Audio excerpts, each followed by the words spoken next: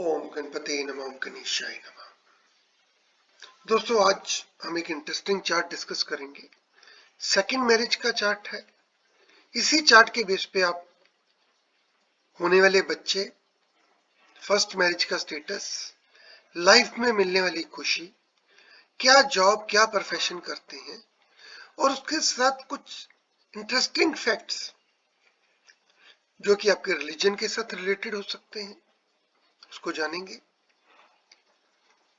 जब एक मैं आपके साथ इंपॉर्टेंट चार्ट शेयर करूंगा, उसकी डिटेल शेयर करूंगा। इसमें इंडिविजुअल का नाम, location, date of birth, time को डिस्कस नहीं किया जाएगा, because individual identity has to be maintained. हम कुछ इवेंट्स को डिस्कस करेंगे, चार्ट के साथ कोरिलेट करेंगे। तो जो चार्ट आया उसके साथ मेरे पास डिटेल आई। अभी क्वेश्चन ये था, एक लेडी का क्वेश्चन था। क्वेश्चन ये था कि सर, क्या मेरी सेकेंड मैरिज होगी और सक्सेसफुल होगी? अभी इस सिंपल क्वेश्चन के लिए आई मेड हर चार्ट, जो चार्ट आपके सामने है। तो आई आस्क फ्यू थिंग्स कि फर्स्ट ऑफ ऑल, आपकी शादी कितनी लेट हुई? पहली शादी कितनी देरी से हुई, कब हुई? दूसरा, बच्चे कितने हैं और आप किन सब्जेक्ट्स को डील करती हैं, क्या काम करते हैं? अभी ना, जो ये चार्ट आया, इसके अंदर 6 नंबर कन्या लगन आ गया। फिफ्थ हाउस के अंदर 2 प्लेनेट हैं, मरकरी और वीनस, और फिफ्थ हाउस के लॉर्ड शनि। अब इस कॉम्बिनेशन से इस लेडी की 2 लड़कियां होनी चाहिए थी। 3 भी हो सकते हैं, बट दो लड़कियों का मिनिमम चांसेस है। और सिंस 10th हाउस में शनि है, so it says service sector कुछ भी हो सकता है। So I was not able to make out anything. अब इसमें आप 7th हाउस लॉर्ड देखें। 7th हाउस लॉर्ड जुपिटर है, वो 6 में चले जाते हैं, तो इसका मतलब है कि लड़ाई झगड़े के बाद शादी टूट गई। दूसरी शादी के लिए आप 9th हाउस देखते हैं, उसमें देखें केतु है, उसमें भी प्रॉब्लम है। सो सेकंड मैरिज का भी मेरे को प्रोबेबिलिटी नहीं ठीक लग रही थी। So I asked the lady the question कि आप क्या काम करते हैं? तो शी सेज कि I am in the health industries, health care sector. अभी जुपिटर यहाँ पे कुछ इंडिकेशन हेल्थ केयर के देता है, मगर that is not very clear.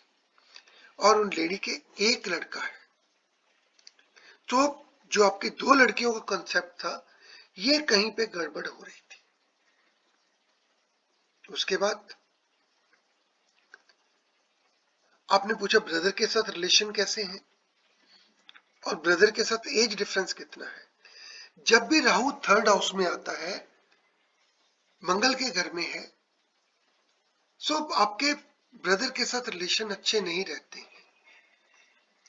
और दोनों के बीच में भी राहु मंगल है, तो जनरली एज डिफरेंस बहुत ज्यादा रहता है।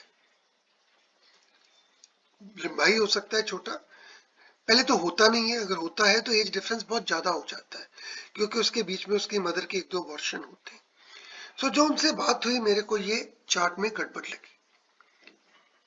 अगर टाइम नहीं होता है तो आप इसके बेस पे प्रेडिक्शन करने की कोशिश करते हैं, मगर जब भी डिटेल डिस्कशन होती है तो आप डिटेल में जाते हैं। अभी आपने असेंडेंट चेक किया तो 0 degree 50 minute. 0 degree 50 minute ascendant जो है, इसका मतलब ये है कि सिर्फ 5 या 6 मिनट से आपका पूरा चार्ट चेंज हो जाता है। तो इसको हमने टाइम जो है, इसको 6 मिनट मैंने इसको चेंज कर दिया।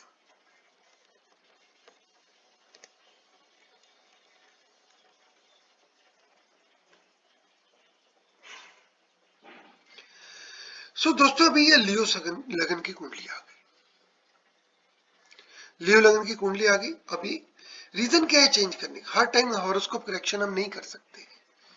ये इसलिए है कि जब आपने बच्चे चेक किए, बच्चे ठीक मैच नहीं कर रहे, और कुंडली जो है 75 के आसपास की है, सो उस पीरियड के अंदर जो भी बच्चे पैदा हो रहे हैं, घड़ियों का क्या स्टेटस था, टाइम रिकॉर्डिंग क्या थी, उसके अंदर वी आर नॉट क्लियर। सो अभी इस लगन की कुंडली के अंदर आप देखें, 5th हाउस का लॉर्ड बृहस्पति 7th हाउस में चले गए। बृहस्पति है, बृहस्पति से मेल प्लेनेट, मेरे जो बच्चों की सीरीज के अंदर यही मैं डिस्कस कर रहा हूं। So at least one child is insured. अब इस सन आ गए वहां पे, तो one boy child is another insured. उसके बाद शनि का एस्पेक्ट है। सो 2 लड़के और 1 लड़की होने के चांसेस है।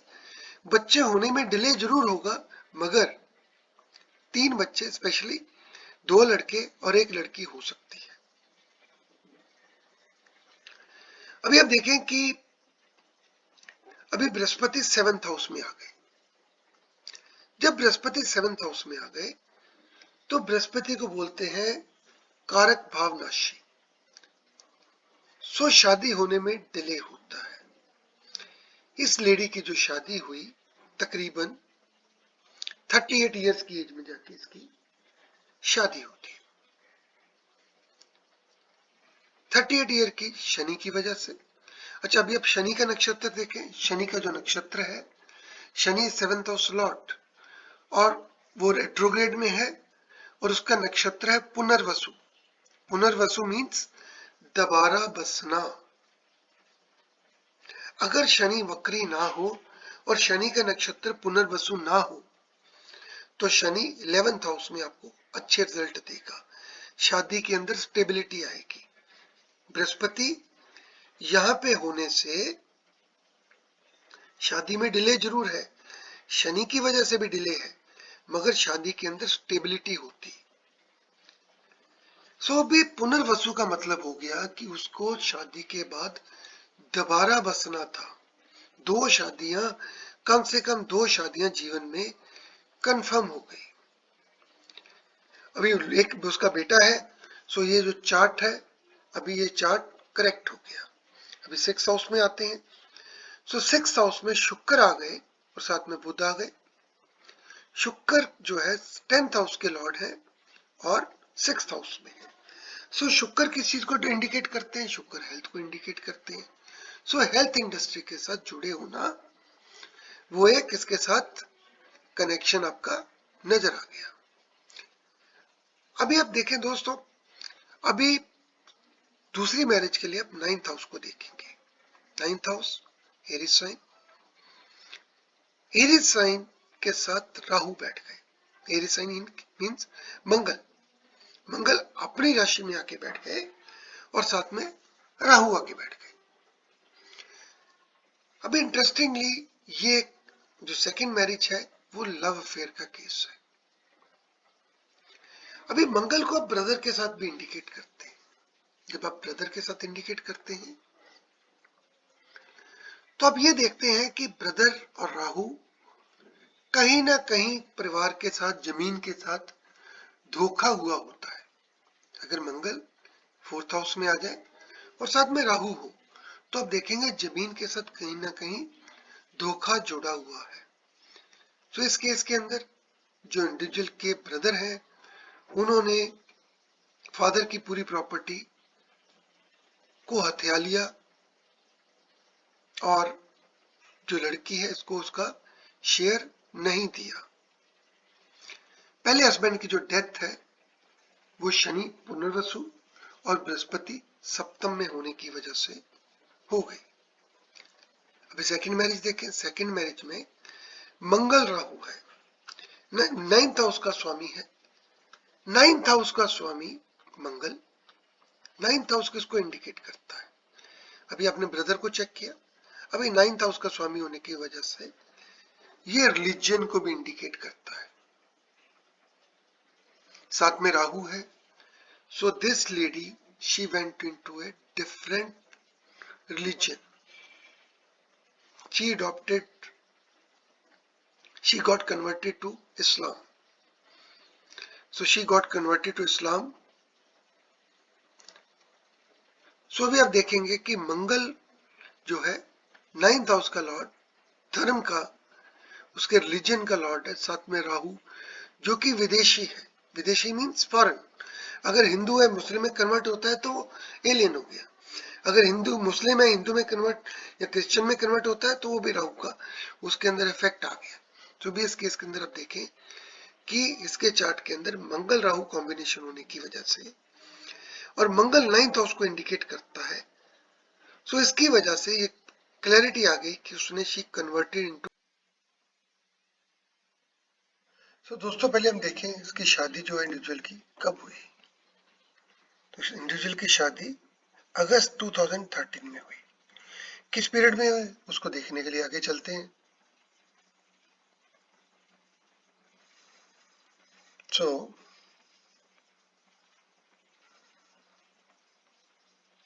ये हमारा चार्ट आ गया अगस्त 2013 का। अगस्त 2013 में अगर आप इसकी विंशोत्तरी दशा देखें तो विंशोत्तरी दशा में मरकरी में सैटर्न चल रहा था। मरकरी में सैटर्न में अब देखें जब तक जुपिटर की इन्वॉल्वमेंट नहीं है शादी कैसे होगी। सो जुपिटर की किसी न किसी लेवल पे इन्वॉल्वमेंट चाहिए। सैटर्न इज 7th लॉर्ड, तो 7th लॉर्ड की इन्वॉल्वमेंट आ गई। अभी आप देखिए मरकरी सैटर्न सैटर्न जुपिटर 1 अगस्त 2013 से, तो अगस्त 13 में इसकी शादी हुई। उस पीरियड का ट्रांजिट पीरियड आप देखें, ट्रांजिट पीरियड ये 2013 का ट्रांजिट पीरियड है। This is a composite chart. Composite chart में क्या रहता है कि इंटरनल जो इनर वाले हैं वो बर्थ के टाइम पे है और आउटर वाले जो है वो गोचर वाले हैं। तो अगस्त 2013 में बृहस्पति 11th हाउस में था, आउटर वाले 13 अगस्त 2013 में बृहस्पति 11th हाउस में था। सो बृहस्पति का 7th हाउस पे एस्पेक्ट था। बृहस्पति का जब 7th हाउस पे एस्पेक्ट था उस पीरियड में इसकी शादी फाइनल हुई। और सैटर्न एंड राहु, सैटर्न अपने एक्सॉल्टेशन साइन में था और राहु का भी जो एस्पेक्ट था वो 7th हाउस पे होने की वजह से इंडिविजुअल की शादी अगस्त 13 में हुई। अब इनके हस्बैंड की डेथ हो गई मार्च 2017 में। तो मार्च 2017 पे डेथ को देखते हैं कैसे, एडवांस करते हैं। सो ये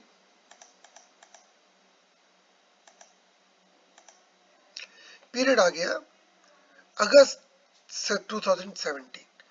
अभी बृहस्पति अपने से अष्टम आ गए, बृहस्पति टू बृहस्पति अष्टम एस्पेक्ट आ गया और केतु जो है वो 7th हाउस पे ट्रांजिट कर रहे थे।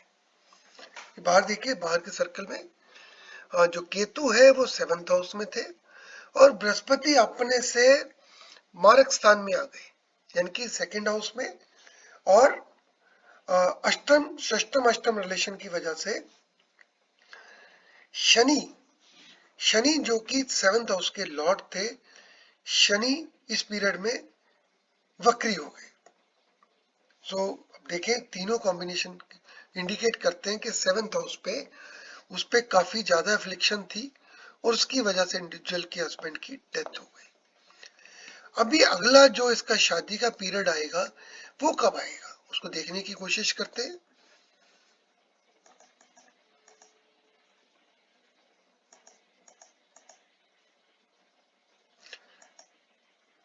जुलाई 21 आ गया। अभी हम आगे जुलाई से 21 और अभी हम जाते हैं रियल टाइम जून, ठीक है। सो अभी बृहस्पति के ऊपर ट्रांजिट चल रहा है। बृहस्पति का जब बृहस्पति पे ट्रांजिट चलता है तो ये मेरे, क्योंकि बृहस्पति सिग्निफिकेटर है शादी का। 7th हाउस देखें, 9th देखें, जो मर्जी हाउस देखें, मगर बृहस्पति के साथ जब भी रिलेशन नजर आता है तो कहीं ना कहीं मैरिड लाइफ या उस हाउस के सिग्निफिकेशन में, अब उसके जो सिग्निफिकेशन है प्लेनेट के उनके अंदर आपको चेंजेस देखने को मिलेंगे। सो अभी यहाँ पे बृहस्पति का ट्रांजिट चल रहा है जिसकी वजह से जुलाई के अंदर शादी, जुलाई अगस्त में। और ये पीरियड कब तक है? अगस्त सितंबर। सितंबर में बृहस्पति बकरी हो जाएंगे, वो वापस चले जाएंगे। अभी भी बृहस्पति वक्री चल रहे हैं, सो हो सकता है कि कहीं शादी के लिए बातचीत हो, मगर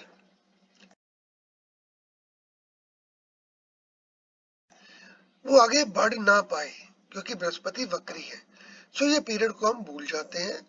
अभी हम थोड़ा और आगे आते हैं। अभी हम देखते हैं अक्टूबर नवंबर।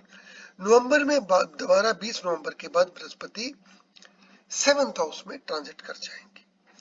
सो ये पीरियड जब तक बृहस्पति 7th हाउस में रहेंगे, नवंबर 21 से नवंबर 22 का पीरियड बनता है जिसके अंदर निचुल की शादी हो सकती है। अभी दशा के हिसाब से आएंगे।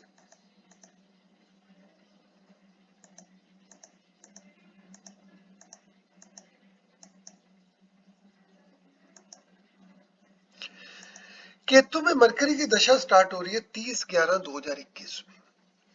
केतु मरकरी कोई हमारा शादी का इसके साथ कोई रिलेशन नहीं नजर आ रहा जब तक मंगल या जुपिटर की इन्वॉल्वमेंट ना हो। अभी मंगल की इन्वॉल्वमेंट आ गई मई 2022 में।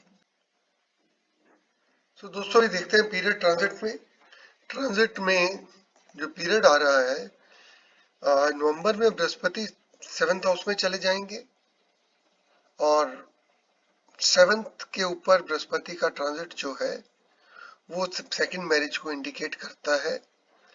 मगर जो शनि है वो इस टाइम पे 6th हाउस में है जो कि उसके लिए दिक्कत है। सो अगर हम एक महीना और आगे चलते हैं, फरवरी, मार्च, अप्रैल। अभी अप्रैल में बृहस्पति जो है वो 8th हाउस में मूव करेंगे और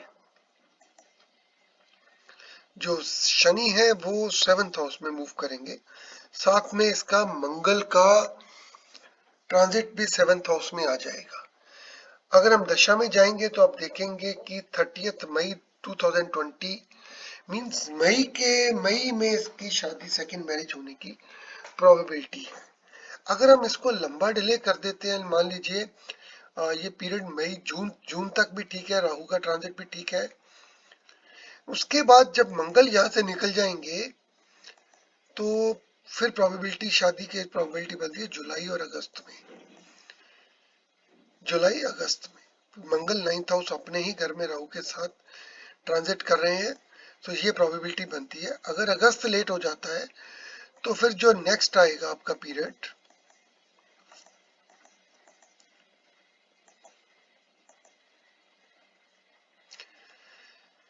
मई 2023 से पहले उसकी शादी की प्रोबेबिलिटी नहीं बनेगी। तो मैं ये रिकमेंड करता हूँ कि जो पीरियड नेक्स्ट ईयर 2022 में अप्रैल मई में आएगा उस पीरियड के अंदर उसको शादी को परस्यू कर लेना चाहिए। तो दोस्तों ये एक इंटरेस्टिंग चार्ट था जिसके अंदर आपने देखा कि change of religion, Mangal 9th house Lord Rahu के साथ होने से कहीं ना कहीं आपकी जो रिलीजियस ट्रेंड है उनके अंदर कोई फॉरेन एलिमेंट जरूर देखने को मिलेगा। दूसरे धर्म के बारे में आपका इंटरेस्ट जरूर रहेगा। अगर 9th हाउस में वैसे भी राहु हो तो आप देखेंगे जो इंडिविजुअल है दूसरे धर्म के बारे में जरूर पढ़ता है। उसकी जो नॉलेज है दूसरी लैंग्वेज, दूसरा धर्म, दूसरे कंट्री, इनके बारे में उसका इंटरेस्ट बना रहता है। जब इसका लॉर्ड का रिलेशन राहु के साथ आए तब भी ये चीज देखने को मिलती है। सिंस 4th हाउस आपका घर है, आपका रहने का स्थान है, तो उसके साथ ये अफ्लिक्शन और बढ़ जाती है। उसके अलावा जुपिटर 7th हाउस में कारक भाव नाशे, उसके अलावा शनि, जो भी अगर 7th हाउस का लॉर्ड कहीं पुनर्वसु या कोई गंडमूल नक्षत्र में हो तो हमेशा प्रॉब्लम क्रिएट करता है।